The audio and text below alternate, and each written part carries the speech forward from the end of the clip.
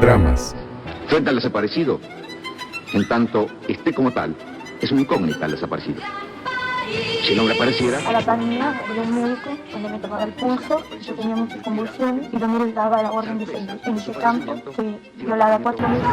¡Que están vivos, que están muertos!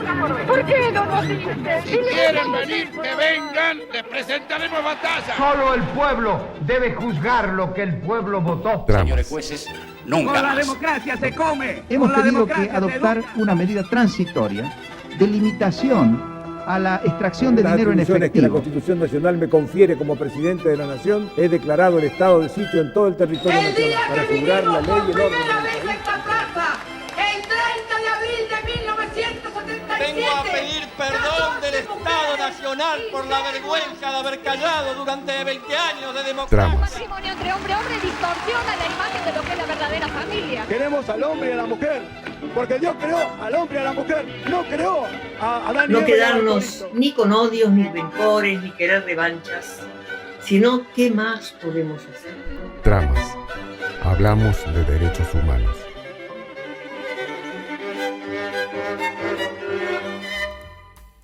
Bienvenidos, bienvenidas, bienvenides a este encuentro semanal de tramas aquí en Cacán, en la 90.3, en este programa que sale en vivo por FM Cacán, también por YouTube, y ahí queda grabado para cuando vuelvan a salir en la radio, que está saliendo, se están haciendo otras repeticiones los días lunes, y en YouTube, cuando quieren, o en Spotify quedan grabados todos estos programas, así que cuando quieran, a la hora que quieran, el día que quieran, ahí está disponible para escuchar lo que proponemos desde este espacio radial.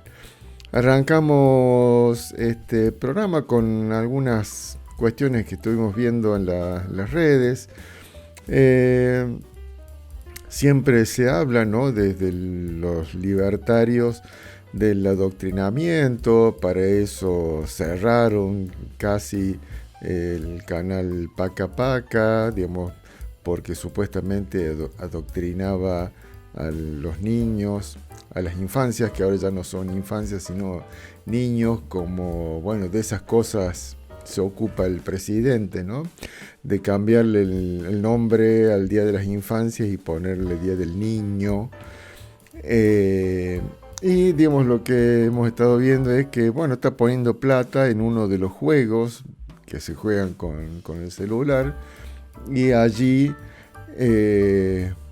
casualmente en las calles que se recorren en el juego aparecen carteles como si fuesen de publicidad de gaseosa o de algún auto o algo así, la cara de Milei sobre un fondo violeta y con mensajes de la libertad avanza, etc. Ahí lo vemos a este corte que encontramos. Hija, mostrame, a ver quién está en el video, en el jueguito. Acá. A ver. Acá. Avanza, a ver, y da la vuelta a la Para manzana. los que están siguiendo esto por radios, es como si fuese la calle de una ciudad, y entonces hay casas, hay negocios, y en las paredes y en las partes altas de los negocios, como si estuviésemos aquí en Catamarca, lo que se ve es la cara de Milei y un fondo violeta y carteles y letras que dicen libertad avanza, etc. Para eso, digamos, hay dineros, ¿no? Porque esto no es gratuito, sino que hay una inversión del Estado, o sea, la plata que le saca a los jubilados, a los discapacitados, a las universidades, a las escuelas. No ha construido nada Milei en todo lo que lleva, en eso es casi como Macri, que no ha construido nada. Lo único que ha hecho, lo sumo, es cambiarle el nombre a lo que ya construyeron otros, como al Centro Cultural Kirchner. Pero eso es todo lo que hace, y para eso, digamos, hay dineros ¿qué decíamos, no? El dinero que elige ponerlo ahí para publicidad y para adoctrinar chicos, digamos, porque este es un jueguito aparentemente para niñas, para niños, y ahí busca adoctrinar, obviamente, si los niños están jugando y ven carteles de Milei, digamos, lo toman como que, bueno, es lo normal, ¿no? Como si en vez de eso hubiera carteles de alguna gaseosa, por ejemplo, o de alguna marca de celulares, o de algún espacio donde se juegan. Bueno, digamos, eso es publicidad, y a eso se paga, obviamente. Y ahí está poniendo, la plata de los jubilados, la plata del Garrahan, la plata de las universidades, va ahí. Entre otros lugares a donde va la plata, digamos, porque plata siempre hay, ¿no? Otro tema, este miércoles, y como todos los miércoles, hablando de dónde pone plata Milei, otro lugar donde pone plata es para la represión. Y, digamos, en eso ya tiene como un camino hecho, porque, todos los miércoles, desde hace, casi desde que empezó el gobierno Milei, hace el show de pegarle a los jubilados. Show para él o para Bullrich. La semana pasada mostrábamos y comentábamos de cómo los policías o las fuerzas de seguridad tienen todo un séquito de camarógrafas, que para seguir todas las instancias de la represión, ¿no? Digamos, y eso lo transmiten, digamos, porque tenían equipamientos ahí para hacer streaming de la represión, la Repre TV, para que, no sé, se sentara Bullrich y Milei a ver cómo le pegan a los jubilados y mientras comen empanadas o medialunas. No sé cómo será esa parte, pero crueldad tienen los dos. No sé quién le gana a quién en crueldad, pero por ahí están.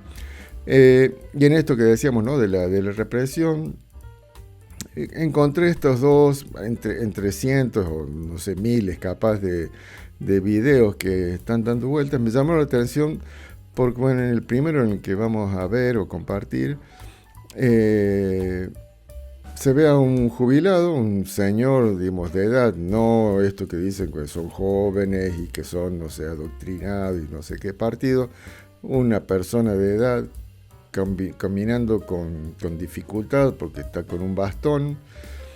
No es un bastón nuevo, sino que un bastón usado, o sea que es el bastón de esa persona que lo usa diariamente probablemente, a quien le echaron gas pimienta en los ojos. O sea, esto me parece que también hay que dejar de naturalizarlo, ¿no? Digamos, porque la utilización de estos tipos de gases, digamos, efectivamente sirven para dispersar, pero si se lo echa en los ojos, ya no es para dispersar. Ahí hay un ataque, hay una dirección que se busca generar un daño en la vista de estas personas, de otras personas, ¿no? No es que tiran, digamos, al bulto, llamémosle, sino que, dirigen, ¿no? Como esta granada que le tiran al fotoperiodista Pablo Grillo, que tampoco no es que tiran a 45 grados apuntando al suelo o apuntando hacia arriba, no, sino que apuntan a una persona determinada y con la intención de impactarlo. No es que están, digamos, eso, ¿no? Tirando así, rociando como se tira, no sé, algún aerosol para matar mosquitos o moscas. No, digamos, se busca hacer el daño, o sea, esta gente de alguna forma se siente que está, no sé, haciendo justicia, y de que si están en la calle reclamando por sus derechos, reclamando, como en este caso, me parece que pensar que no es necesario que una persona reclame que está cobrando 370 o 380 mil pesos por mes y que con esos 380 tiene que vivir todo un mes. Eso es lo normal. Lo anormal sería quedarse en la casa esperando que llueva plata, no sé. ¿No? Digamos, están peleando o tratando de que el gobierno deje de darle plata a Galperín, deje de darle plata a los terratenientes de la sociedad rural, deje de darle plata a la bicicleta financiera que está pagando millonadas en intereses. La semana pasada también comentamos de cuánto había pasado y esta semana llegó a pagar 80% de intereses. Es más, hubo picos de 100 o 113%. Y eso es plata, digamos. ¿Plata de quién? Bueno, entre otros de los jubilados, digamos. Por eso es que no le da, porque le está poniendo ese dinero que podría ir a mejorar las condiciones de vida de los jubilados, se le está dando a gente que tiene dinero para que siga comprando deuda de la Argentina y no vaya a comprar dólares, porque bueno, el dólar es más visible, ¿no? Digamos, se ve más o la gente comenta más que aumenta la cotización del dólar y no tanto que aumentan las tasas que paga el gobierno, que es igual de grave en definitiva, porque es otro tipo de evaluación. Digamos, ¿con qué va a sostener el gobierno esa deuda que está tomando? Digamos, no solamente si debe 100, si paga el 80%, significa que tiene que pagar 180, no tiene que pagar los 100. ¿De dónde van a salir esos 80? ¿Quién los va a poner? ¿Quién los va a aportar? Bueno, lo que vienen haciendo los gobiernos anteriores es imprimir billetes y con eso, digamos, se solventa o se sostiene esos intereses. Milei dice que no imprime, pero bueno, todo eso, ¿de dónde va a sacar el dinero para pagar todo eso? Bueno, es una gran incertidumbre, una gran pregunta que obviamente no tiene ninguna respuesta el gobierno nacional. Y bueno, patea de toda esta cuestión económica, tratando de ver si llega a las elecciones de octubre con, más o menos la inflación, entre comillas, controlada, aunque este mes subió. El mes pasado hubo 1,6, este mes fue 1,9, o sea, hubo un incremento del 19%. Lo que pasa es que por ahí no se lo ve eso, o se ve menos y parece que no subió y que 1,6 y 1,9 más o menos lo mismo, pero bueno, subió eso, un 19% la inflación, casi un 20%, que es muchísimo, aunque los números parezcan chicos. Vemos este cortito de la represión, donde además de esto, ¿no? de que le arrojan gas pimienta en los ojos a este señor mayor de edad, visiblemente mayor de edad, todo eso ocurre en la vereda.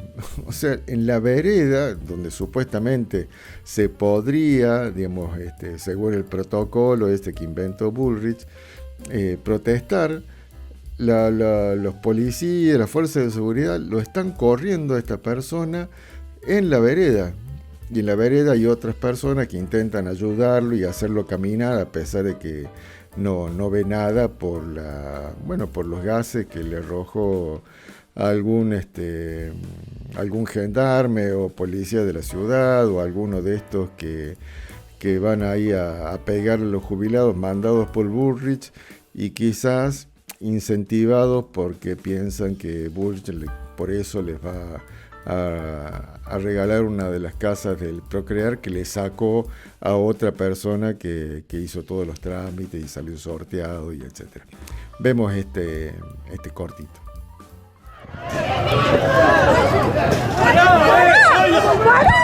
Bueno, ahí lo vemos a este señor que tiene una gorra, bueno, estuvo lloviendo, tiene un cartel que dice fuera Milei, y todo esto ocurre en la vereda. Ahí va acompañado por una señora y atrás toda una fila de estos gendarmes, fuerzas de seguridad con escudos, cascos y etcétera, empujándolo, digamos, con los escudos, pero todo esto dentro de la vereda. Entonces, bueno, ¿cuál es la cuestión? Ya deja de tener sentido esto de decir, bueno, protesten en la vereda, no interrumpan la calle, o que supuestamente la represión es para no ocupar las calles y que no se interrumpa la circulación. Digamos, esto es una clara muestra de que todo eso es una mentira del gobierno, de Milei, de Bullrich, y lo que interesa es pegarle a la gente que va a reclamar. Digamos, tranquilamente eso es, digamos, el resumen. Si reclamás, te vamos a pegar, te vamos a gasear, te vamos a tirar gas pimienta en los ojos o te vamos a clavar una granada en la cabeza. Y no va a pasar nada porque lo vamos a cubrir, lo vamos a tapar y lo vamos a patear si es necesario.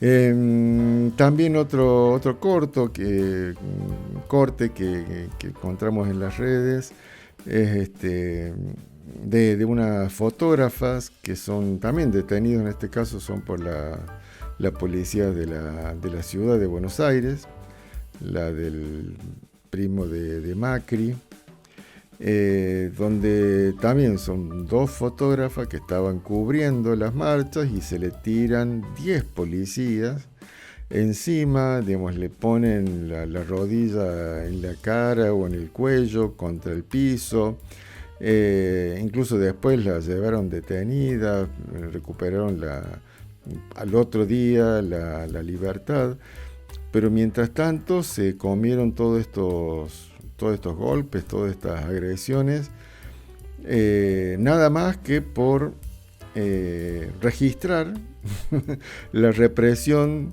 que hace la fuerza de seguridad, como por ejemplo a esta persona que veíamos hace un rato, ¿no? Este jubilado que caminaba por la vereda mientras era casi atropellado por la fuerza de seguridad con sus escudos, cascos y etcétera. Vemos este cortito de la represión a estas fotógrafas.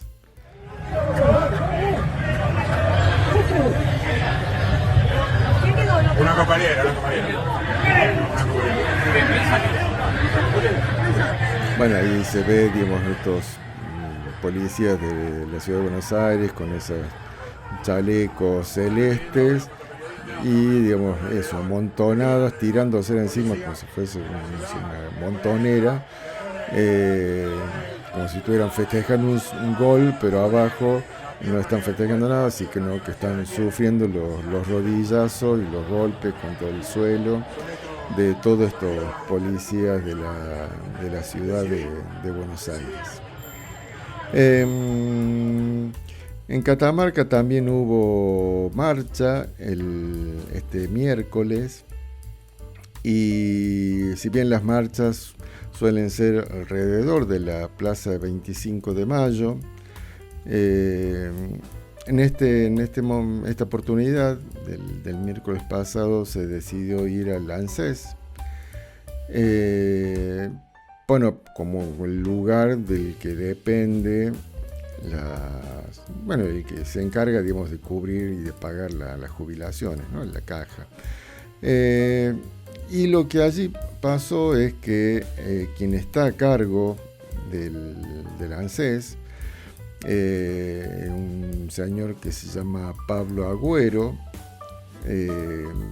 que bueno, tiene la esposa que se llama Verónica Vallejos, diputada por la Libertad Avanza, que asumió, ahora en diciembre del 2023, y Pablo Agüero está como titular del ANSES. Viene haciendo posteos en las redes sociales, copiando, imitando las formas violentas de Milei. No sé si le mandan que hable o que escriba o que se dirija de esa forma a las y los catamarqueños, o si, esto de ser más papitas que el Papa, intenta a través de eso del insulto o la violencia oral, de decir, vos mirá, soy igual que vos, Milei, y bueno, dame un lugar en alguna lista, porque eso parece que es a donde apunta, porque bueno, no podemos dejar de pensar que todo esto ocurre en momentos en que tenés inminente, ¿no?, las elecciones de octubre, y bueno, hay lugares en las listas de diputados provinciales o en las quizás, diputados nacionales por Catamarca, y bueno, qué nombre va a aparecer ahí quizás dependa de quién se someta más, quién sea más sumiso o quién insulte más, como hace Milei, ¿no? Bueno, la cosa es que este señor Pablo Agüero trató de ratas inmundas, en esos términos, a los jubilados y a los que marchaban con los jubilados, que los jubilados no marchan solos, sino que también van acompañados de otras personas que no son jubiladas, personas más jóvenes, como diciéndoles que no marchan por sí mismos, sino que son tontos o idiotas, y se dejan llevar como si los jubilados no fuesen incapaces de pensar por sí mismos y de tener algún criterio, como que se prestan al resto de quienes los están, acompañando. Esto ocurrió acá, hubo varias respuestas de otros, pero bueno, me quería señalar también esto, porque esto de insultar, ¿no? Porque eso es en definitiva lo que hace este individuo Pablo Agüero, que no lo hace de forma gratuita, sino no tengo pruebas, pero tampoco dudas que lo hace para ver qué carguito o qué puesto o qué lugar en las listas consigue, y por eso es que sale con estos posteos, porque antes no salía, o sea, no tiene ninguna expresión y de rompirraja. Ahora sí se pone a pensar o a escribir lo que piensa en las redes sociales. También pensar esto, ¿no? De que si son ratas inmundas los que usan a los jubilados, ¿por qué no pensar con ese mismo criterio que el presidente es una rata inmunda que usa a los jubilados, ¿no? Porque le está usando los recursos, los ingresos, se los está quedando, se los está apropiando o se los está sacando con un objetivo de mantener o por lo menos mostrar que hay un equilibrio fiscal, y aunque, por otro lado, ese dinero se lo da a los terratenientes de la sociedad rural, o se lo da a Galperín, o se lo da a los millonarios, quitándole los impuestos que se cobraban, como por ejemplo bienes personales. Ahí cuando Milei decide no cobrarles, ¿no? retenciones a los terratenientes o decide no cobrarles impuestos a los millonarios, ahí parece que eso no rompe el equilibrio fiscal y que parece que todo ese ingreso que el Estado deja de percibir no le entra en la cabeza que eso también es dinero que no va a estar y que rompe el equilibrio fiscal, ¿no? También se puede pensar esto de que el presidente es una rata inmunda por usar a los jubilados para mostrar la cuestión ideológica, ¿no? Mostrar que él es el jefe, ¿no? Que es el que tiene el poder y tiene el poder de golpearlos, gasearlos, arrastrarlos y maltratarlos todos los miércoles. También que les sirve o los usa para decir, bueno, que controla los reclamos sociales, que limpia las calles y que se puede circular, aunque en definitiva lo que ocurre es que el tránsito se interrumpe igual porque son las mismas fuerzas de seguridad las que cortan el tránsito. Entonces tampoco, digamos, tiene sentido.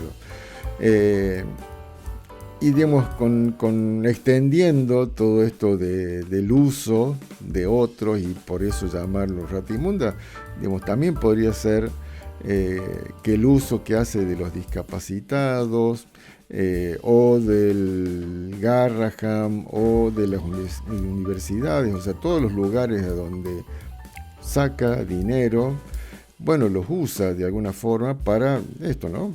Para que vivan de una forma peor a la que podrían vivir si tuvieran un mejor ingreso, ¿no? Digamos, porque todo ese dinero se los está sacando, de alguna forma los está usando, como hace con todas las provincias, ¿no? Digamos, que se está quedando con parte de los dineros que son coparticipables, o con todo el dinero que pagamos todos los que andamos en vehículos, incluso, digamos, los que andamos en colectivo también, digamos, porque cada vez que alguien carga combustible hay un impuesto que está dentro del precio del litro de nafta o de gasoil que va para el sostenimiento de las rutas. ¿A dónde está ese dinero si Milei no está haciendo ninguna obra pública y no está arreglando ninguna ruta nacional ni nada? Bueno, se está quedando con ese dinero. Entonces está de alguna forma también usándonos a todos, ¿no? Digamos, porque nos está sacando, nos está cobrando algo sin ninguna contraprestación. Bueno, no hay mucho más para hablar de Pablo Agüero. No parece ser alguien que tenga, que merezca tanto tiempo, pero bueno, me parecía interesante también la reflexión de lo que está haciendo, de lo que está ocurriendo en nuestra provincia con los jubilados que vienen marchando. Creo que es la marcha número 40 la que ocurrió este miércoles. Y todos los miércoles vienen marchando, dando una vuelta y reclamando que afortunadamente en Catamarca no está la Libertad Avanza gobernando, así que no les pegan, ni los gasean, ni los arrastran de los pelos, ni los empujan, ni los lastiman, por lo menos hasta ahora, y no creo que vaya a pasar eso mientras no haya un gobierno libertario en nuestra provincia. Siguiendo con esto que estamos hablando de lo que pasa en las redes o en lo que ocurre en el cotidiano de noticias, salió Lemoine a dar supuestamente una explicación de por qué se tiene que sostener el veto de Milei contra los jubilados, contra los discapacitados, y eso va con lo que también dijo Milei antes, Y ahí compartimos esta reflexión en forma de video. Es momento de que la sociedad y especialmente las élites recuperen el coraje de soñar. Todas las personas de bajos recursos o que tienen inconvenientes para poder ejercer su trabajo, como es una persona con una discapacidad, o que todos nos vayamos al tacho, porque es así. Cada una de las medidas que impulsamos en este tiempo establecieron un marco de libertad, orden y confianza que nos va a guiar a un futuro de crecimiento y progreso. Es que siempre los modelos de sálvese quien pueda, no te vas a salvar vos, mamerto, se va a salvar el que tiene más plata, eso sí. La motosierra, la idea del modelo neoliberal de cada uno con su propio esfuerzo, no es su propio esfuerzo, es su propia herencia. Idiota.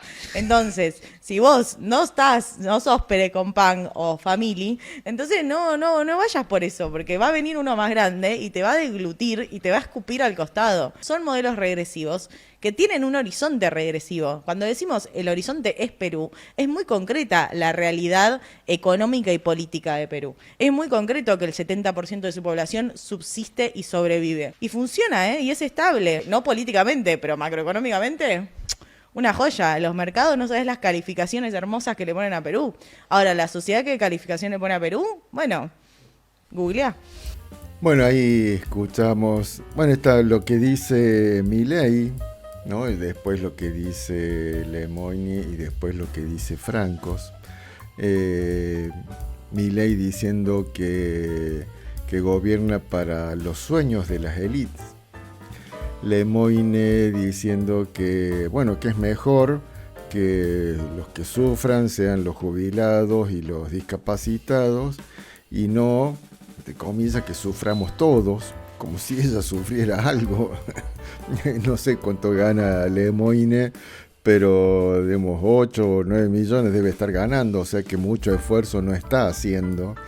Pero esta cuestión, ¿no? de pensar en que, aquel está destinado a morirse para que yo me salve, ¿no? Porque eso es lo que termina diciendo Lemoyne, que me parece terrible.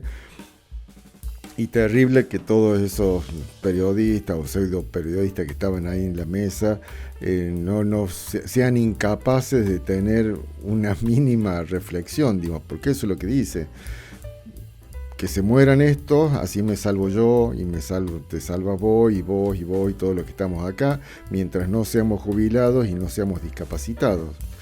Me hacía acordar a los que tienen algunos años, capaz que se acuerdan de Domingo Cavallo, que se reflexionaba también por el sufrimiento de los niños ricos, en momentos en que también, en las políticas neoliberales del menemismo pasaba exactamente lo mismo que está pasando ahora. Y a diferencia de Milei, que habla de los sueños de las élites, Cavallo hablaba del sufrimiento de los niños ricos. Y hay al final una reflexión de esto, de decir, todos estos sistemas, si no sos ultramillonario, y te va a ir mal, no hay forma de que te vaya bien, porque si tuvieras mucho dinero estarías, metiéndote en la timba, poniendo dinero en estas a tasas del 80%, 90, 100, especulando con el dólar.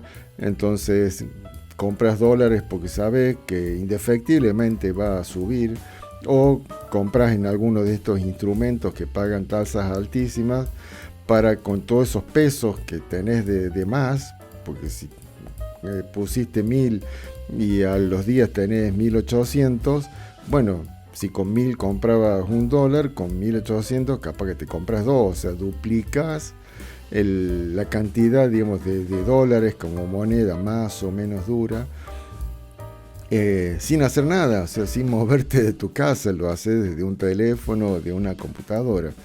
Eso es lo que está haciendo la gente que tiene dinero, y mientras que el que no tiene esa capacidad, no es millonario ni hijo de millonario, y que depende de su trabajo, sea en blanco o no tan blanco, o monotributista, bueno, esa gente, que es la mayoría del pueblo, está sonada con este sistema de gobierno o este sistema económico, porque no hay ninguna esperanza, y es directamente soportar hasta que te mueras, digamos, como dice Lemoyne, ¿no? Mejor que te mueras vos antes que me muera yo, porque esa es la reflexión final. Aparte, yo tengo la facultad de decidir que vos sos el que se va a morir, digamos, porque Lemoyne o Milei tienen la lapicera para definir cuánto es lo que va a ganar un jubilado, o si se le va a reconocer algo a los gastos de las personas con discapacidad. No es que cada uno puede elegir quién se muere. No, estas personas son las que definen que esas personas, los jubilados o los discapacitados, son los que tienen que morir o son los que tienen que sufrir para que el resto no sufra o sufra menos, ¿no? Terrible. Hablando de cosas terribles, también se conoció esta semana que hay una denuncia contra Santiago Caputo, el otro Caputo, digamos que es un monotributista. O sea, está en el gobierno, decide cosas, pero no es funcionario, o sea que no le cabe nada en teoría, digamos, de lo que debería ser el control estatal. Es monotributista de una empresa donde el único empleado que tiene esa empresa es Santiago Caputo. Y la oficina de la Unidad de Investigación Financiera recibió una denuncia por lavado de dinero de esta empresa, de la que Santiago Caputo es el único empleado y monotributista. La empresa se llama Cefico, Sociedad Anónima, y bueno, el dinero que se lavó ahí, o que no se sabe de dónde vino y a dónde fue, es nada más y nada menos que $800.000. Bueno, un lindo número, digamos, más si lo pensamos en todo lo que está circulando con el caso Libra y todo esto, y todas las sospechas que hay respecto de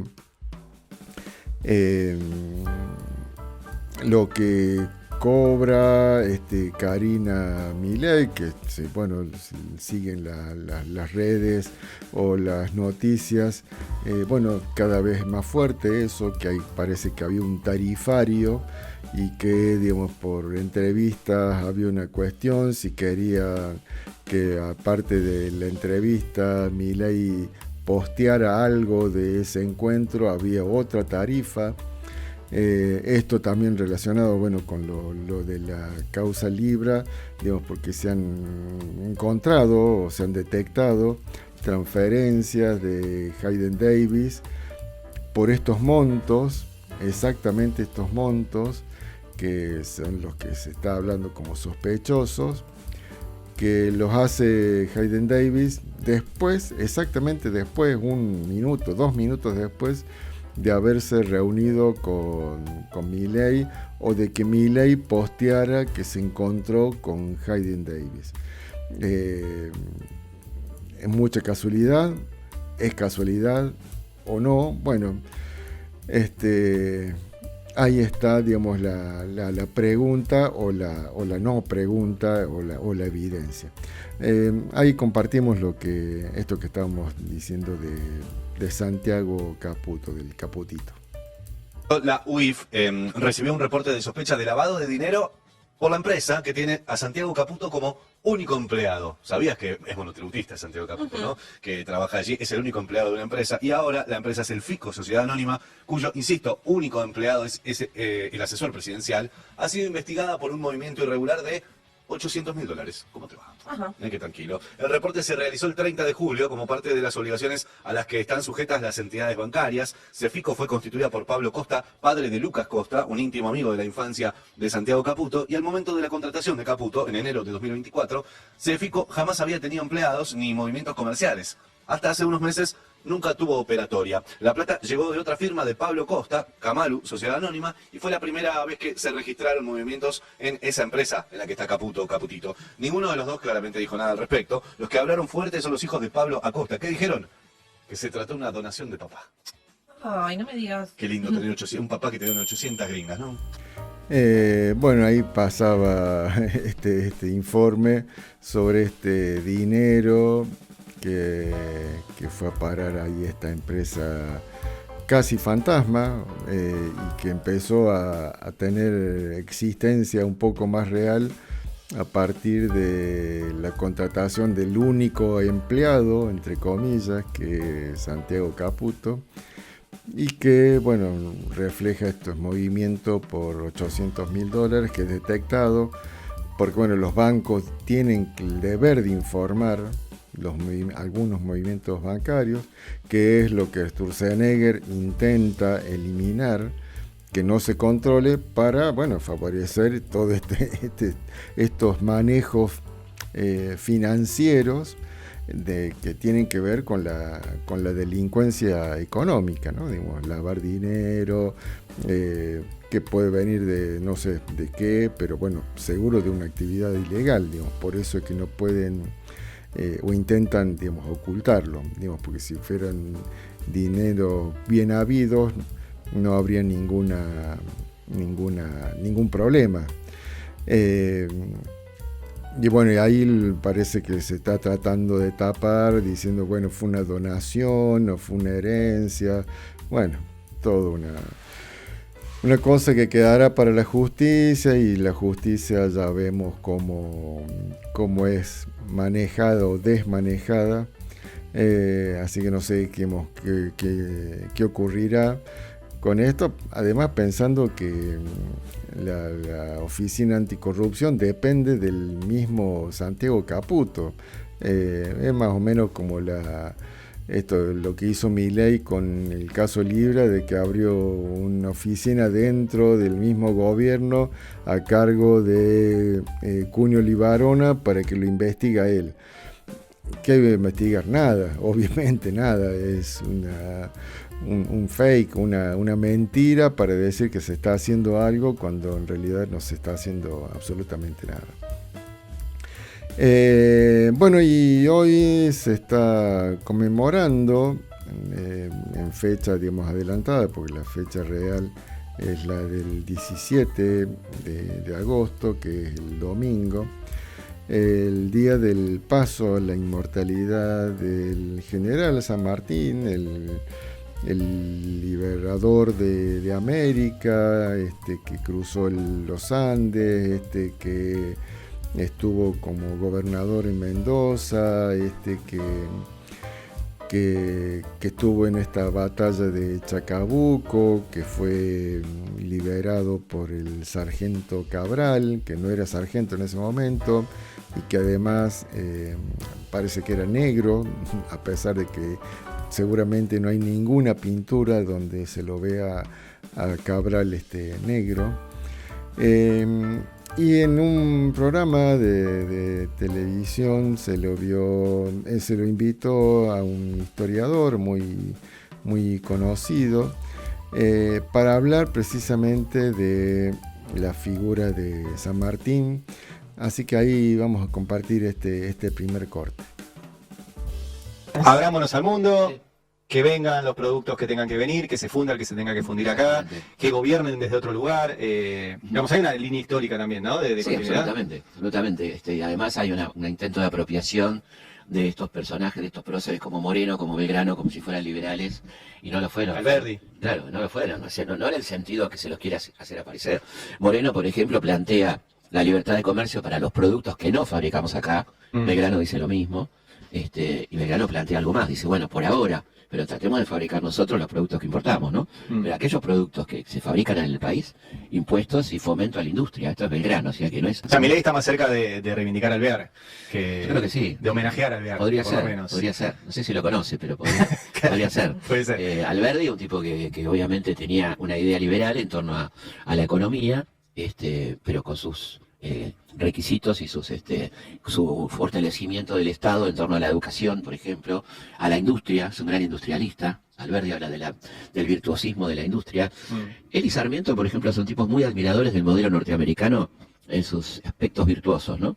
No en el expansionismo, porque son los dos críticos, particularmente Alberdi muy crítico del expansionismo norteamericano en América Latina, ¿no? Sí. Él dice, los norteamericanos han cambiado la doctrina Monroe por América para los norteamericanos, ¿no? Lo dice Alberdi. Y entonces les gusta ese modelo de mercado interno, ese modelo de desarrollo que tuvo los Estados Unidos, muy virtuoso. Por ejemplo, la conquista del oeste, donde el reparto de las tierras fue equitativo en 30 hectáreas por familia, a diferencia de lo que fue nuestra conquista del desierto, que fue 600 familias con 30 millones de hectáreas, ¿no? Entonces, todo eso es interesante para ver esa diferencia de qué era un liberal en aquel momento, ¿no? O qué era un liberal en la época de Adam Smith. Porque Adam Smith, fíjate vos qué interesante, es un crítico del Estado, pero es un crítico del Estado absolutista. No del Estado general. Claro, porque en la época que Smith escribe La riqueza de las naciones, estamos en pleno absolutismo, 1776. Bien, me pareció interesante, esta es una nota muy larga, pero me pareció interesante esto de compartir, sobre todo por lo que entiendo yo que se intenta ahí reflejar de qué es ser un liberal en 1800 y qué es ser un liberal en 2025. Liberal en el 1800 o a fines de 1800 o mediados o principios de 1800 estaba muy vinculado a la Revolución Francesa y era un liberalismo que buscaba romper con las monarquías. El enemigo era la monarquía, ese era el poder al que se enfrentaban los que se reconocían como liberales, ¿no? Era el poder monárquico, el poder absoluto del rey, que decía, bueno, esto es así, y no había forma, no había espacio ni de discusión, ni de debate, ni de nada. La palabra o lo que quisiera hacer el rey estaba por encima de todo, de ahí lo de absoluto, ¿no? Encima de las posibles leyes, de las religiones, de todo. Era, bueno, es como decirle la palabra de Dios para los que puedan creer en alguna religión, ¿no? Y eso es a lo que se oponían los que se percibían, se reconocían como liberales, que dista mucho de lo que hoy se reconocen como liberales, como Milei, que digamos, precisamente se piensan como un ser absolutista, ¿no? Que lo que él dice es lo que se tiene que hacer y no acepta, por ejemplo, lo que pueda decir otro poder del Estado, como el poder legislativo, porque, bueno, con el poder legislativo genera, sanciona alguna norma, alguna ley. Milei se piensa que está por encima de eso y decide vetarla, decide eliminarla.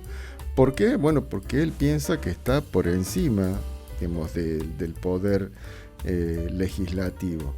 Más allá de todos los problemas que hay, digamos, hacia adentro del poder legislativo y cómo se venden o cómo se compran legisladores para obtener cada una de las leyes, de las normas. Bueno, ahí tenemos un Cuadra, ¿no? Que es el que votó la ley base y fue encontrado con bolsos con dólares en Paraguay, y ahí creo que todavía sigue preso, esperando de que, bueno, la justicia argentina decida juzgarlo, pero bueno, por lo menos fue expulsado de la Cámara de Senadores.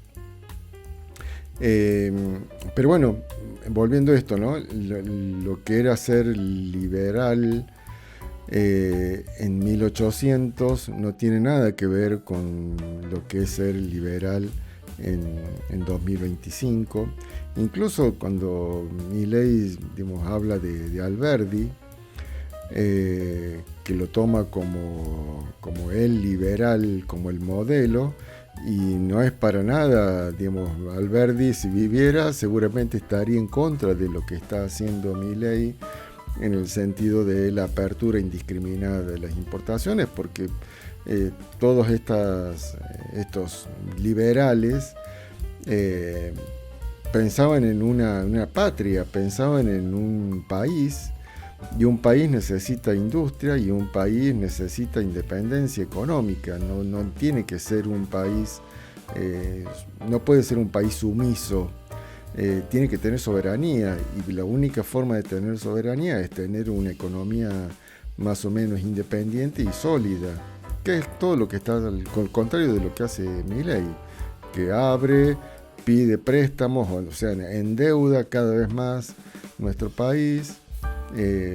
Las industrias las está eliminando, digamos, están cerrando todas las pymes, se van las pocas industrias que había, se están yendo, digamos, del país. ¿Por qué? Bueno, porque no hay ningún tipo de seguridad con el programa económico que está impulsando. No hay consumo porque, digamos, pisa todos los sueldos, entonces la gente no tiene para comprar, y entonces, bueno, sí, obviamente, la inflación, digamos, no sube lo que subía antes, porque la gente no compra. ¿Pero por qué no compra la gente? Porque no tiene dinero para comprar, es muy simple. ¿Y por qué no tiene dinero para comprar? Bueno, porque Milei restringe todo lo que puedan ser aumentos de salarios, porque efectivamente eso es lo que hace, digamos, es liberal para algunas cosas y estatista para otros, ¿no? Digamos, porque usa el poder del Estado para prohibir las paritarias, y entonces dice, bueno, a ustedes les voy a dar 2,50 y confórmense, aunque la inflación sea muchísimo mayor a ese 2,50. Bueno, como ocurrió ahora con las universidades, que digamos, él, porque sí, digamos, sin discusión, sin nada, dice, bueno, le voy a dar 7,5, cuando los sueldos de los docentes universitarios se calculan que están perdiendo un 30 y pico %, o sea, les está dando nada. Pero bueno, ¿por qué? Bueno, porque se le ocurre, porque él piensa que eso es lo que tienen que cobrar, porque se piensa a él como eso, como un monarca, no como un presidente que ha sido elegido y que tiene que tener una responsabilidad de las decisiones que toma. Y esto que decía al final, ¿no? de estos modelos norteamericanos, bueno, que cómo se hizo la conquista del oeste, más allá de lo que fue la conquista del oeste o lo que fue en Argentina la campaña del desierto, que fue una masacre, un asesinato, un genocidio de todos los pueblos originarios, tanto en Estados Unidos como en Argentina. Pero en Estados Unidos se repartieron esas tierras, 30 hectáreas por familia, ¿no? Al contrario de Argentina, donde 30 millones de hectáreas se repartieron entre nada más que 600 familias. Y de ahí tenemos los terratenientes de la sociedad rural, que es a los que Milei va y se agacha y le saca retenciones, y etc. Escuchamos y vemos otro corte de Felipe Piña hablando de San Martín. Martín, ¿y a San Martín dónde lo ubicás definido políticamente? Yo creo que es un liberal progresista, ¿no? Liberal progresista. La palabra liberal en aquel momento era como decir revolucionario. Liberal era el tipo del heredero de la Revolución Francesa, ¿no? O sea, veníamos de las monarquías. Claro, entonces el liberal era el tipo que quería la libertad de imprenta, la libertad de cultos, las cuestiones de bajar esa moralina que tenía la iglesia. Eso era lo liberal, ¿no? Entonces, uno podría decir que era un tipo progresista sin ninguna duda, ¿no? Porque además siempre estuvo a favor de la educación pública, fundó colegios, fundó bibliotecas, fundó la Biblioteca Mendoza, la Biblioteca de Santiago de Chile, la Biblioteca de Lima. La Biblioteca de Lima la funda donde funcionaba la Inquisición. O sea, fíjate vos, ¿no? Qué señal. Y él dice, los días de inauguración de bibliotecas son tan felices para los amantes de la libertad como tristes para los tiranos, ¿no? Entendiendo la importancia que tiene la biblioteca. Después dice, las bibliotecas son más importantes que los ejércitos para derrotar la tiranía. Lo dice él, que toda su vida fue militar, ¿no? Así que un tipo, sí, muy propenso a la industria. Es autor del primer proyecto de protección de un producto nacional, presentado por el diputado Godoy Cruz con la firma de San Martín en el Congreso de Tucumán, 1816. ¿Qué producto? El vino. El vino. El vino, el aguardiente de Cuyo, sí. Es un proyecto maravilloso. Primer proyecto de protección de un producto argentino, qué bueno. Presentado por San Martín, rechazado por los diputados liberales porteños, que dicen que de esa manera nos aislaríamos del mundo. Esto es literal, ¿eh? Así como te lo digo. Así que bueno, pero fracasó ese proyecto, pero bueno, queda en la historia que el primer proyecto de protección industrial tiene la firma del padre de la patria, ¿no? Nos aislaríamos del mundo. ¿Le suena la reflexión de los liberales porteños? Digamos, de pensar a la Argentina como un proveedor de materias primas nada más, y no como un país con capacidades industriales, ¿no? Digamos, parece mentira, pero seguimos discutiendo, parece, esa cuestión de ser del país agroexportador, digamos, de materias primas nada más, de commodities, carne y granos y nada más, y todo el resto, digamos, importarlo. O sea, digamos, nada, materia prima sin ningún tipo de procesamiento, sin ningún tipo de valor agregado.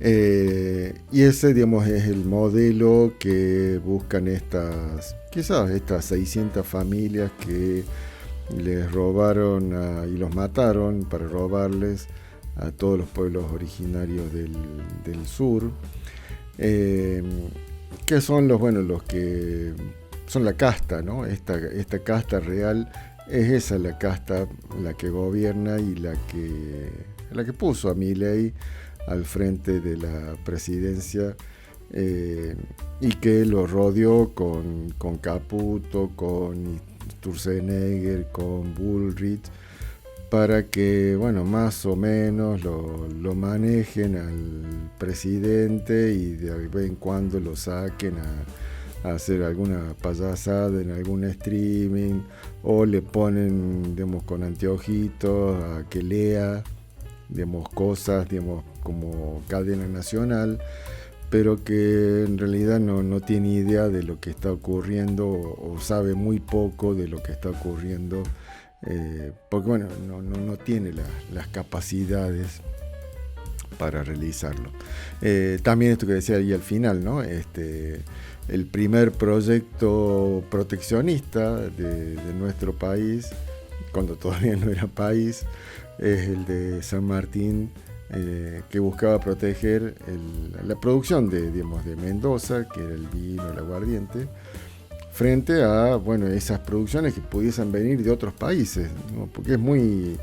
no hay que ser muy inteligente para darse cuenta de que si uno está fabricando algo y otro en otro país fabrica lo mismo, bueno, yo tengo que tratar de proteger lo que yo produzco, porque si no el otro, del otro lado, va a intentar vender ese producto en mi país, y si esos productos ingresan y se venden más los de afuera que los que yo hago, bueno, en algún momento no voy a poder seguir fabricando más, y esta industria, la que sea, muere.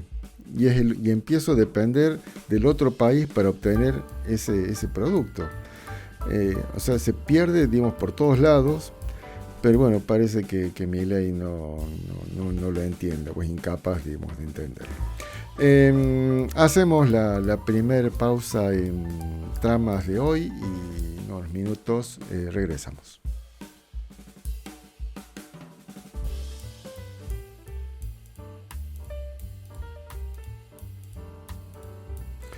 Estamos de regreso aquí en Tramas por el FM Cacán en la 90.3 y bueno, en esta semana conocimos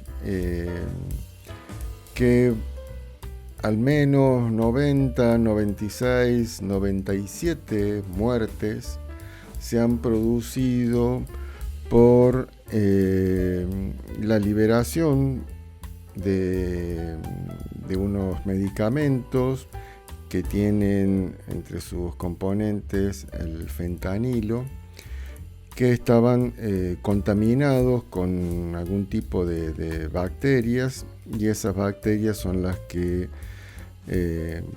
produjeron las muertes de eso, entre 90 y 97 personas. No son efectos del fentanilo. El fentanilo es un medicamento que se usa para atenuar dolores. Básicamente es eso, como una especie de analgésico muy fuerte. Pero los productos que tenían entre esos componentes del fentanilo estaban contaminados con unas bacterias, y esas bacterias son las que han ocasionado lo que decíamos, ¿no? Entre 90, 96, 97 muertes es lo que está generando, o lo que va generando estas drogas o estos medicamentos que fueron entregados por un laboratorio argentino, que se entregaron entre los hospitales de la Argentina. Se dice que aproximadamente son 45.000 dosis las que se distribuyeron, y de esas 45.000, bueno, son estos 96, 97 muertes que ya están, probados que están asignadas a las consecuencias de estas bacterias que están dentro de este medicamento. ¿Qué es lo que ocurre? Bueno, ¿quién es el responsable? Bueno, cuando pasa algo así, bueno, empezamos a ver quiénes son los responsables o por qué se produce. El por qué, bueno, aparentemente ya está comprobado, decíamos, ¿no? Estas bacterias dentro de estos medicamentos. Entonces, bueno, hay dos instancias. Por un lado son los controles propios del laboratorio que genera estos medicamentos, por un lado. Fueron insuficientes o fueron mal hechos o algo pasó allí, ¿no? Porque bueno, deberían tener esos controles, ser lo suficientemente rigurosos para que estas bacterias que estaban dentro de estos medicamentos fuesen detectadas y no se liberaran estas dosis.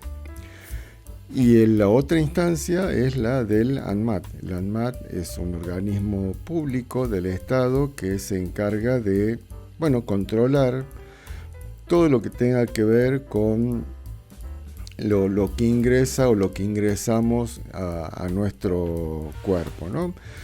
Sean alimentos, sean medicamentos, pero también, por ejemplo, cuando compramos algo y ese elemento que compramos lo vamos a usar para algún consumo que tenga que ver con lo humano, por ejemplo, un termo.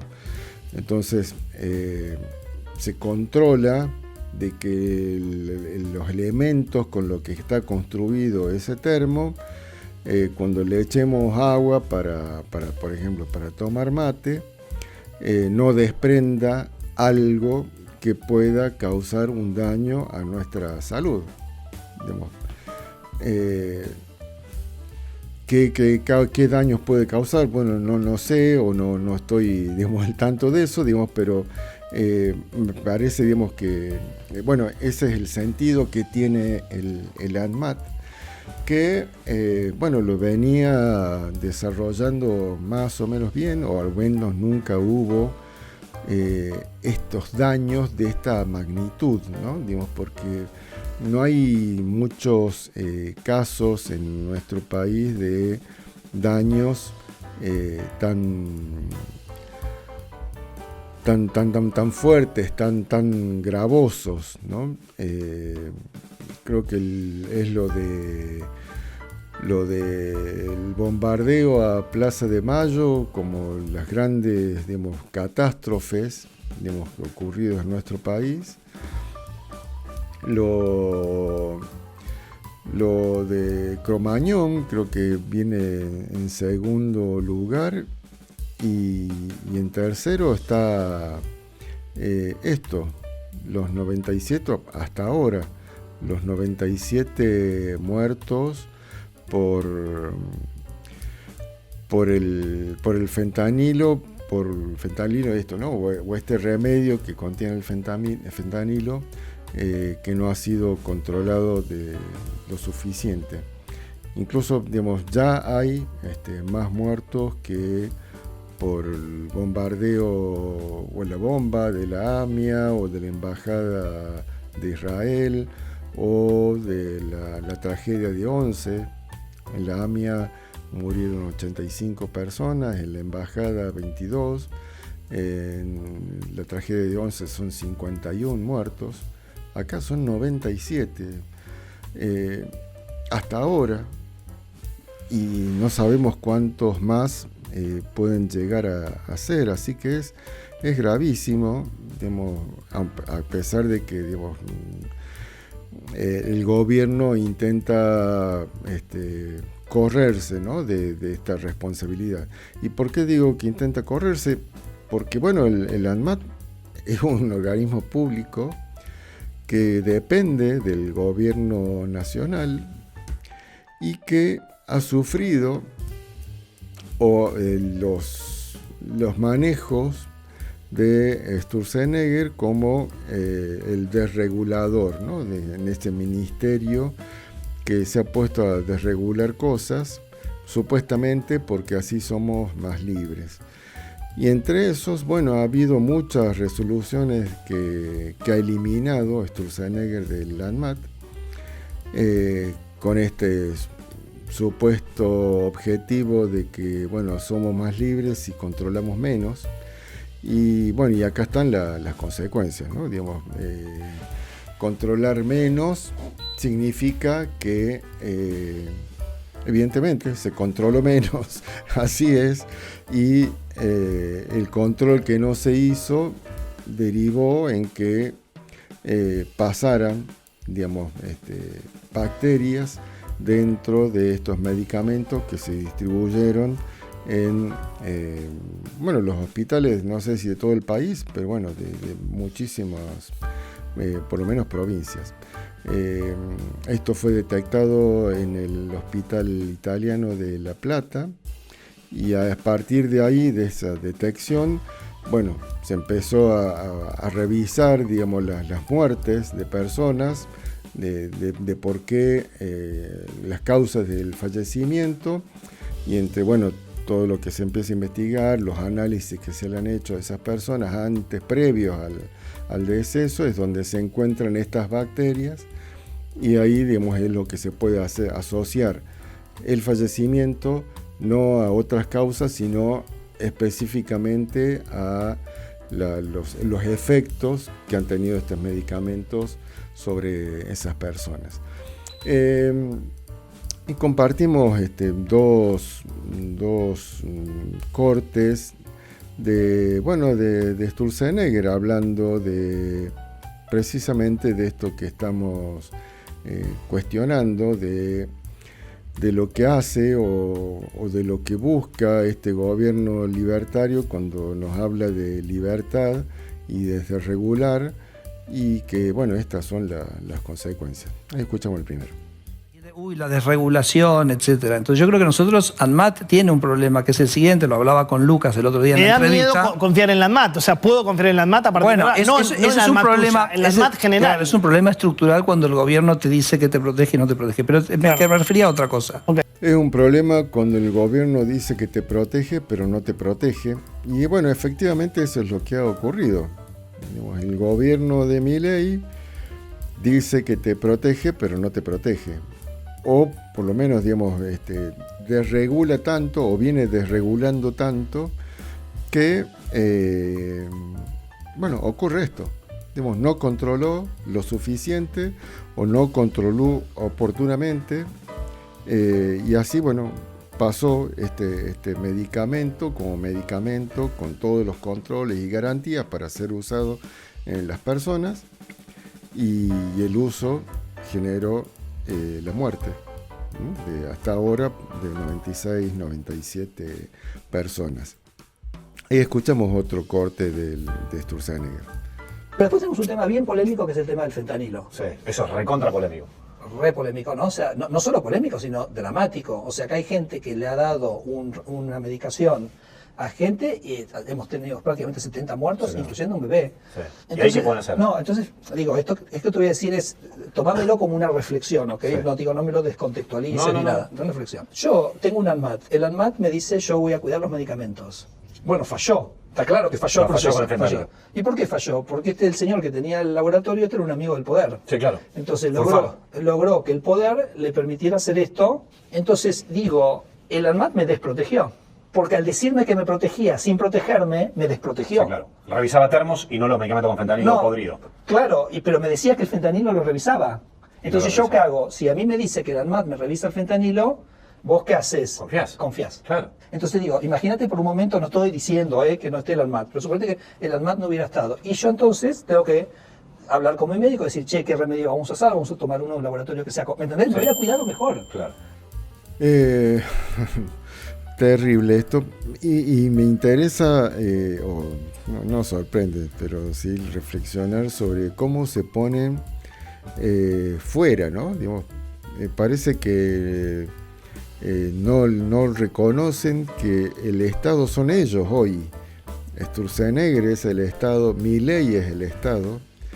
Entonces cuando dice, bueno, no se controló, ¿por qué? Bueno, porque son amigos del poder. Bueno, efectivamente, quizás el del laboratorio es amigo de Milei o le pagó a Sturzenegger, o, digamos, porque ellos son el poder que controla el ANMAT y son los que miraron para otro lado en todo caso, digamos, porque eso es lo que está diciendo Sturzenegger, como que el ANMAT miró para otro lado. ¿Y por qué miró para otro lado? Bueno, porque alguien le dio algo a Sturzenegger o a Milei o a algún otro que tenía la facultad para que el ANMAT no controlara lo que tenía que controlar.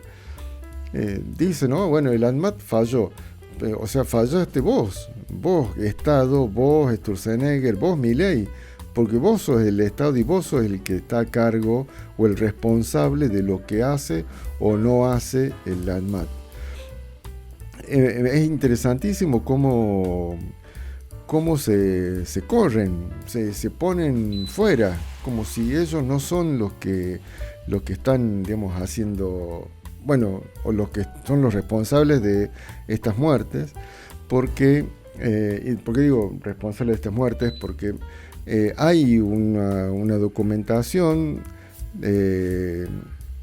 que por las fechas en que fue recibido, que fue enviado al ANMAT,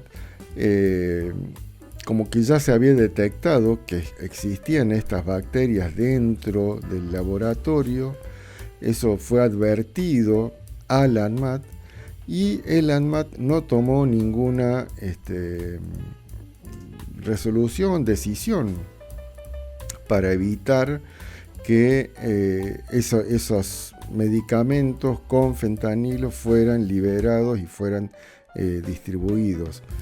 O sea que ahí hay una, por lo menos en lo que se ve hasta ahora, una responsabilidad directa de, bueno, quienes están a cargo dentro del ANMAT, y bueno, habrá que ver hasta dónde sube esa responsabilidad, que bueno, si nos vamos a la causa Cristina, el responsable de esto es Milei, digamos, porque Milei así como Cristina no podía no saber lo que se hacía con la obra pública, con ese mismo razonamiento, alguien podría decir que Milei no podía no saber lo que se hacía dentro del ANMAT. Entonces, bueno, Milei es responsable de estas 97 muertes. Es estúpido decirlo así, bueno, pero es lo que ha decidido la Corte y la Suprema Corte de Justicia de la Nación, digamos. Ese es el razonamiento por el que se la condenó a Cristina. Así que bueno, si digamos la justicia es justa, llegado el caso, digamos, debería también llegar a la misma conclusión, digamos, sería lo lógico, o si no, debería revisar el fallo de Cristina, una de las dos. Hacemos una nueva pausa aquí en Tramas y ya regresamos.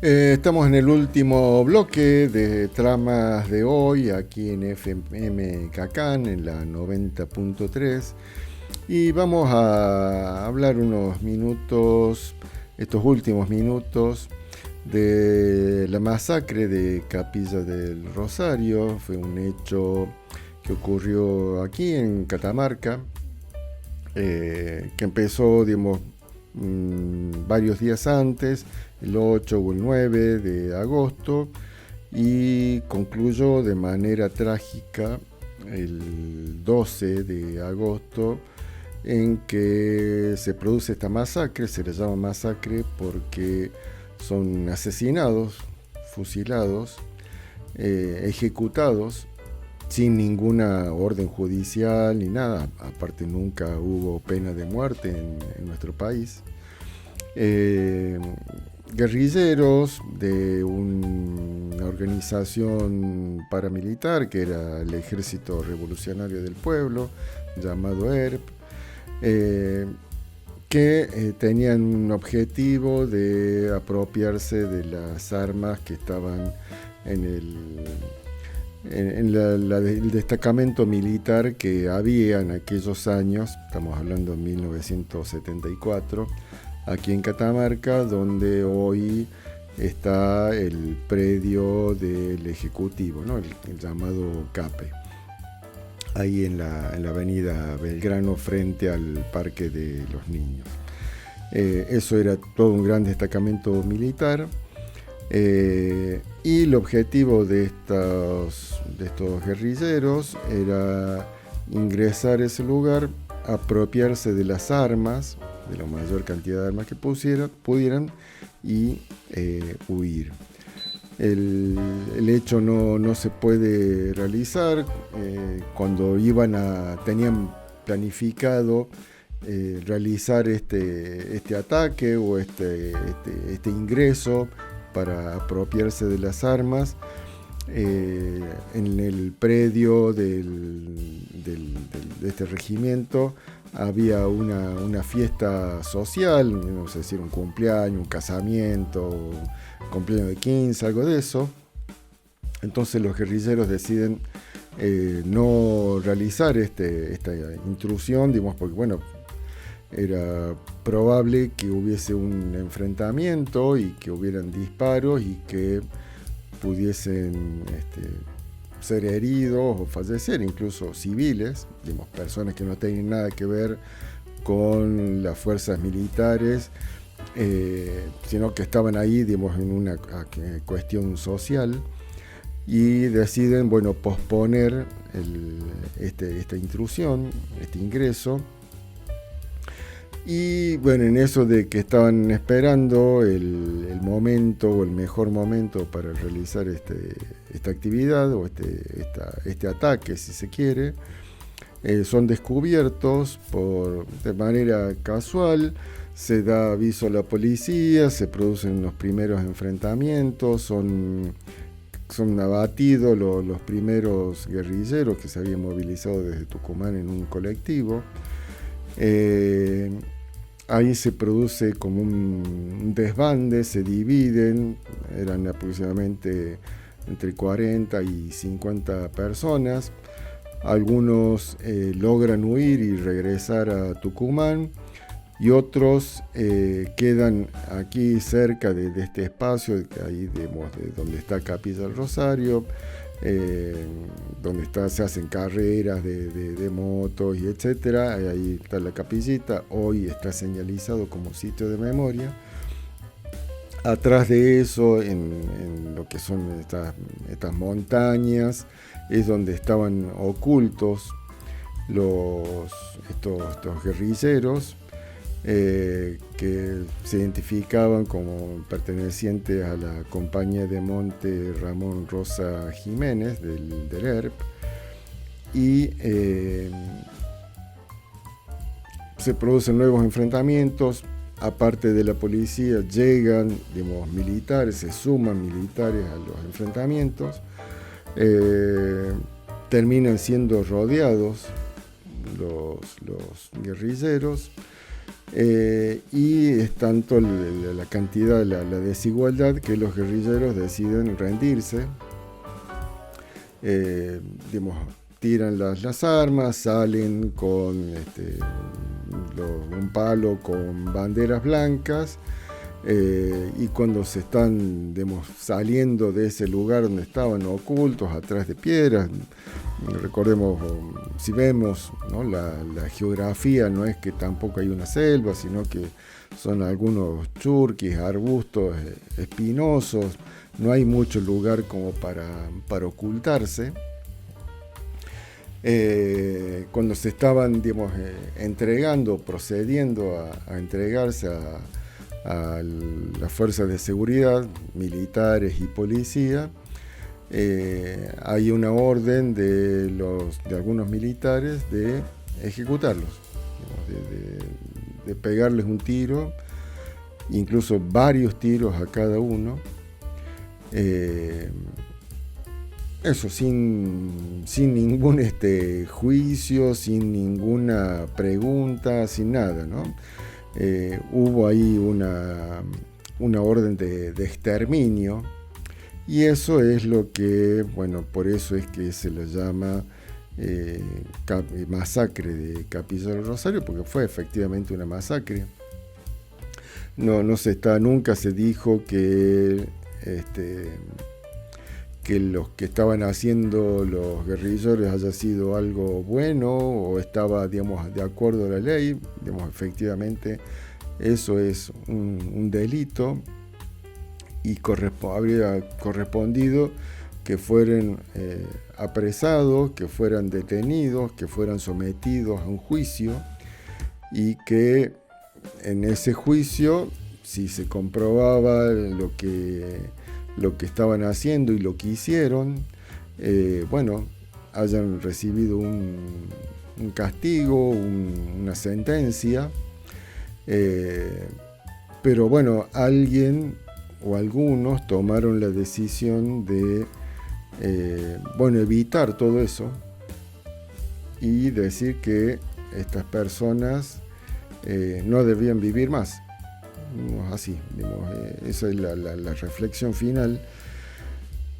Debían ser eliminados. Esto ocurre en 1974, o sea, es previo a la dictadura militar, que empieza el 24 de marzo de 1976, pero ya estaba dentro de lo que eran los decretos de aniquilamiento del gobierno de María Estela Martínez de Perón.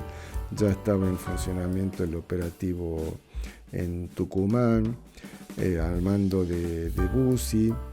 Ya estaba todo como preparado, entre comillas, para lo que iba a ser la dictadura cruel del 76, los 30.000 desaparecidos, el robo de bebés, las torturas, los vuelos de la muerte, toda la porquería que hicieron los milicos, que ya, digamos, en este 74 lo empezaban a hacer.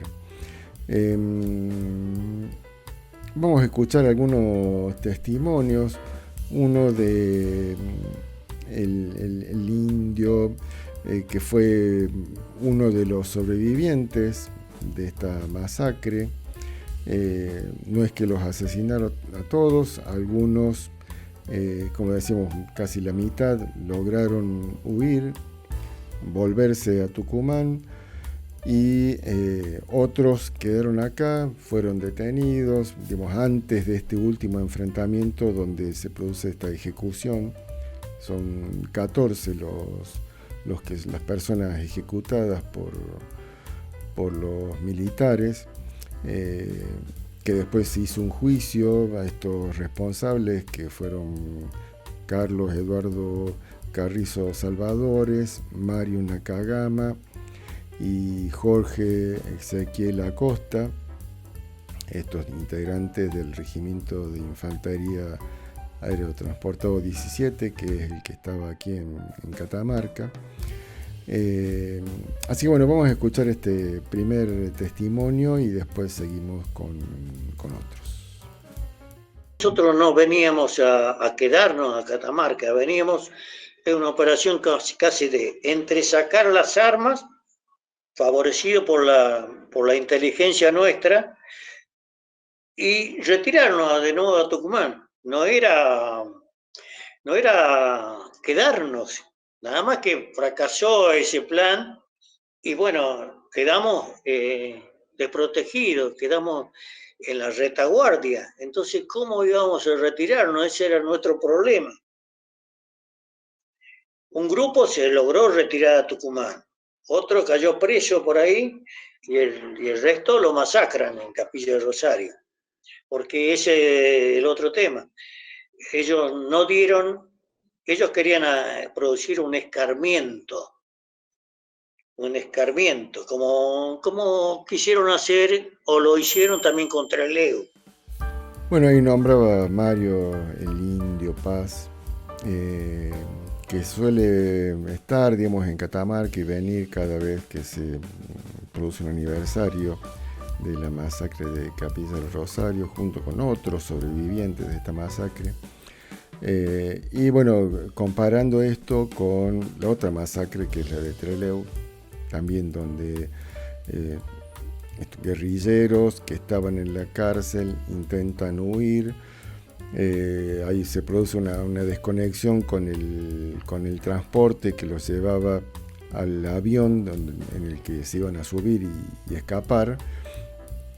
Y a estos que no logran llegar al aeropuerto y subirse al avión son ejecutados, ¿no? Digamos, igual que, o parecido a lo que ocurrió aquí con Capilla del Rosario, ¿no? O sea, no dejar sobrevivientes, que también hubiera correspondido, digamos, apresarlo, juzgarlo por el intento de escapar, y que no sé, que hayan tenido una nueva sentencia, pero no, bueno, los militares decidieron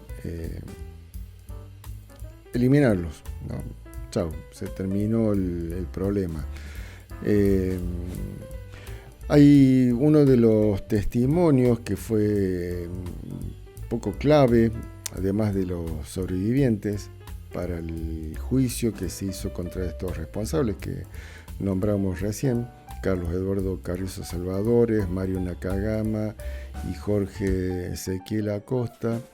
Fue de un soldadito, de un conscripto que estaba, digamos, cumpliendo el servicio militar acá en este regimiento, y que fue testigo de cómo los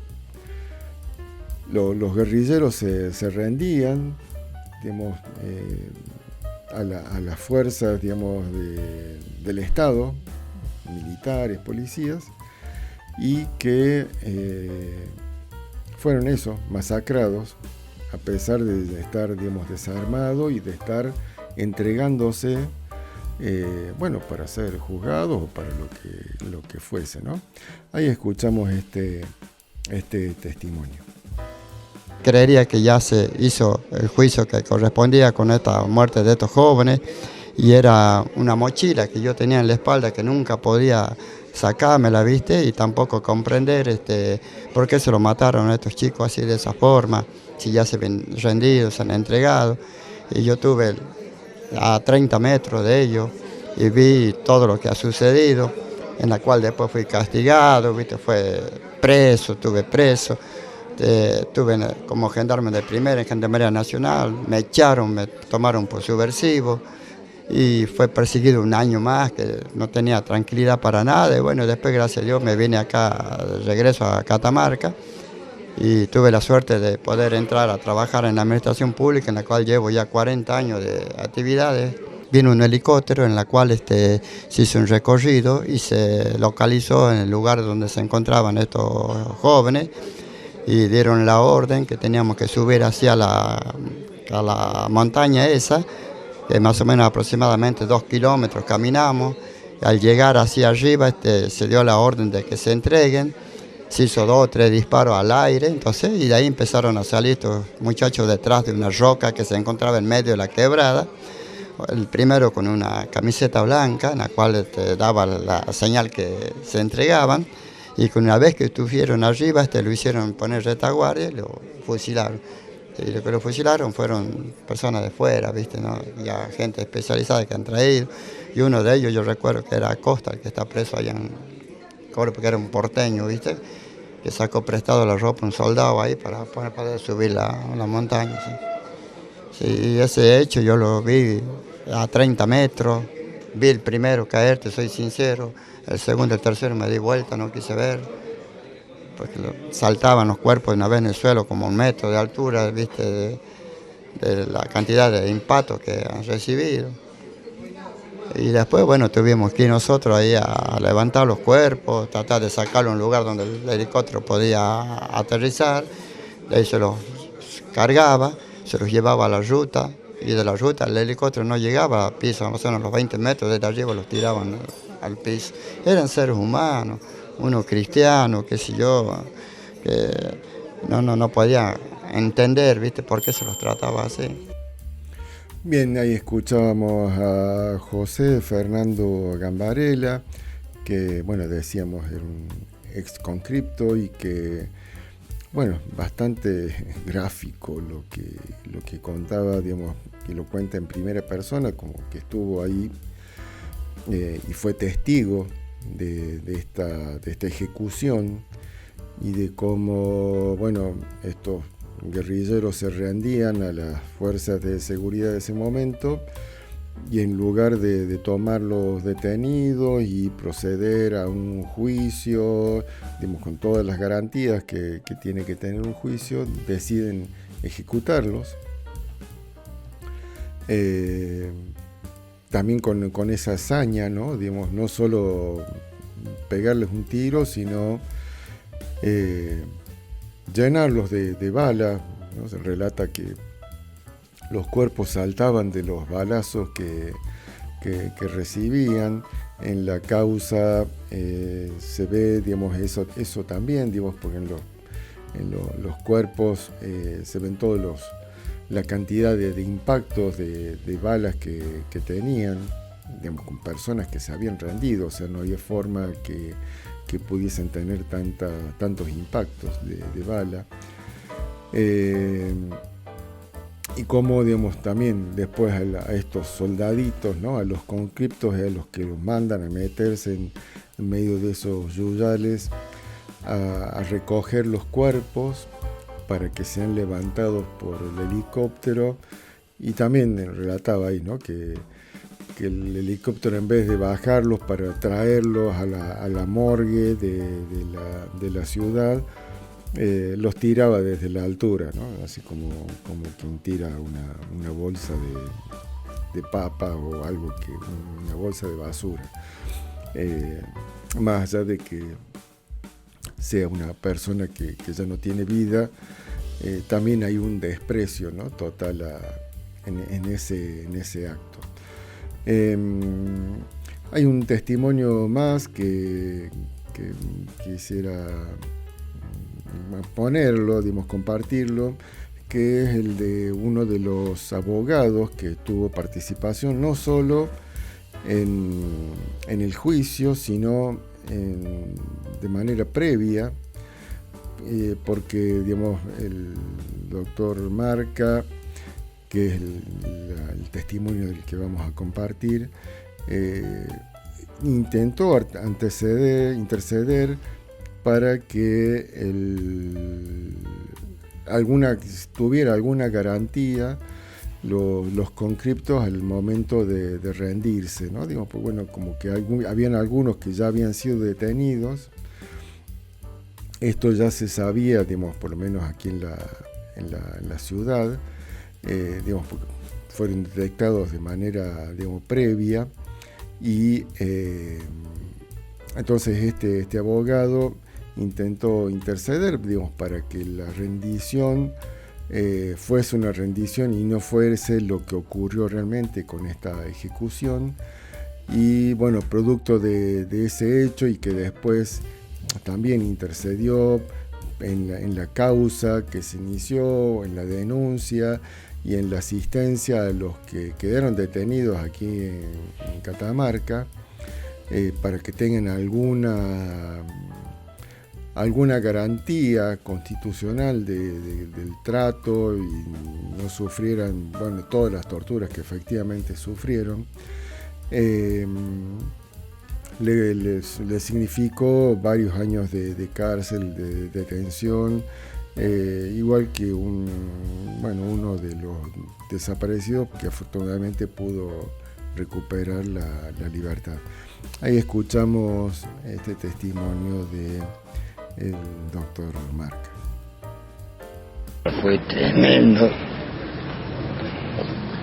Yo pensé que eso pasaba en las películas nada más, pero fue una cosa difícil de soportar.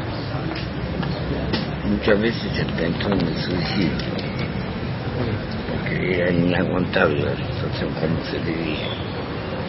Yo fui detenido el 28 de noviembre del 74. Estuve hasta que se levantó el estado de sitio para que hubiera elecciones. La masacre me impactó mucho. No conocía a los muchachos y yo traté de mediar para evitarlo. Sabía, yo me había enterado por la radio policial, que yo trabajaba con el doctor Toro, y ahí en el estudio había una radio de la policía. Me había enterado de que había habido un tiroteo el día sábado en un ómnibus que lo había trasladado de Tucumán aquí. Y el día lunes, el domingo no pasó nada para mencionar, porque se tomaron el domingo. El día lunes, antes de ir a tribunales, pasé por el estudio y escuché el radio que tenía el ministro de gobierno, que transmitía de la policía, y decía que el ejército estaba con Cudipo, lo tenían rodeado en el cañadón de la finca de Hualque. Vine y le pedí al ministro que hablara a ver si podía evitar masacres. Yo estaba dispuesto a hacer lo que hiciera falta para evitarlo. Y él habló con el coronel Cuba, que era jefe del regimiento.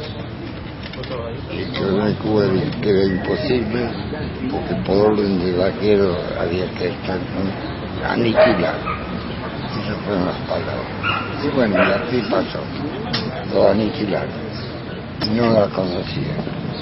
Ni el resto que pudo huir, los cuales fui defensor.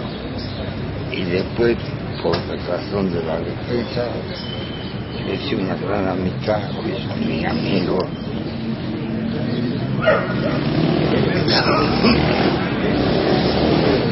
Yo le dije, no lo voy a poder sacar, lo voy a acompañar, y así de mucho. Lo acompañé los 9 años que yo estuve preso, Escuchamos el testimonio del doctor Mario Marca, que fue uno de los que denunciaron las torturas y este fusilamiento junto con otros abogados, Ricardo Rípoda, Clemente Marcoli, Mardonio Díaz Martínez, Silvio Frondizi y Alfredo Curuchet, son los que hacen la denuncia por torturas y por el fusilamiento de estos guerrilleros que se habían rendido. Todos estos son detenidos, Marca, Rípoda, Marcoli, Díaz Martínez, y permanecen presos en prisión hasta recién 1984, o sea, recién cuando se recupera la democracia. Pero no pasa lo mismo con Silvio Frondizi y Alfredo Curuchet, que son asesinados por la organización terrorista de derecha, la llamada AAA.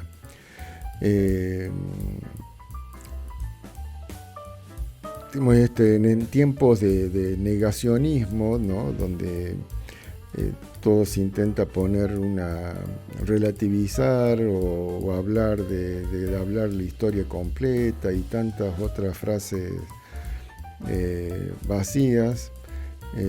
Intentamos esto, ¿no?, una reflexión de lo ocurrido aquí en Catamarca, de lo ocurrido en estos días cercanos a lo que estamos compartiendo este programa.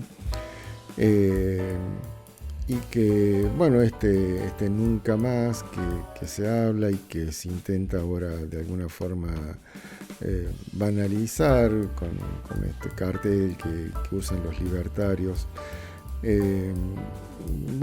Habría que tener ponerlo en otro lugar, ¿no? Digamos, porque el nunca más, que sí se lo puede, digamos, no es propiedad de un espacio político, pero no puede ser o no debería ser usado por quienes niegan el terrorismo de Estado, que es lo que hacen, digamos, todo el espacio libertario.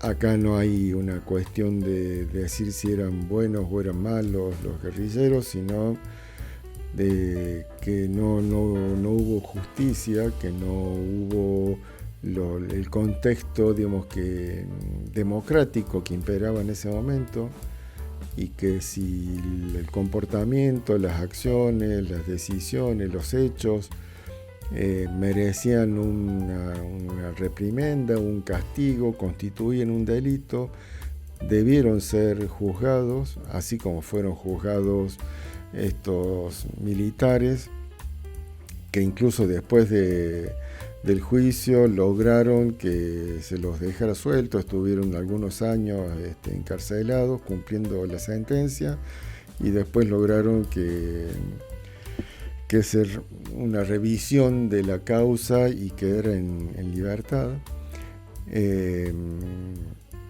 Eso fue en 2016. Así, digamos, debería haber ocurrido con estos guerrilleros, ¿no?, de haber sido juzgados y si eran encontrados culpables, someterlos al castigo que hubiera establecido el juez o la jueza, seguir, digamos, todos los procedimientos que tienen que ver con la justicia, y no lo que decidieron estos 3-4 tipos, que es ejecutarlos, sentenciarlos a muerte, porque les pareció que así debía ser. No hay ninguna razón. Hasta aquí trama de hoy. Nos reencontramos entonces el próximo viernes. Chau, chau.